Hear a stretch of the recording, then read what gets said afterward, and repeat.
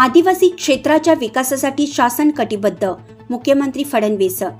मुख्यमंत्री देवेंद्र फडणवीस यांनी आदिवासी समाजाच्या सर्वांगीण विकासासाठी शासन कटिबद्ध असल्याचं सांगत CSR निधीच्या माध्यमातून समतोल विकास साधला जाईल असं स्पष्ट केलं। आदिवासी विकास विभाग व संयुक्त राष्ट्र विकास कार्यक्रम UNDP यांच्या सहकार्याने सह्याद्री अतिथीगृह येथे आयोजित परिषदेत ते बोलत होते। त्यांनी शिक्षण व आरोग्य सुविधांचे महत्त्व अधोरेखित करताना CSR निधी केवळ महानगरापुरता मर्यादित न ठेवता आदिवासी भागामध्ये वापरण्याचे आवाहन केले। महाराष्ट्रात देशातील 10% आदिवासी लोकसंख्या असून त्यांना उच्च दर्जाचे शिक्षण व संधी मिळाव्यात यासाठी शासन प्रयत्नशील आहे।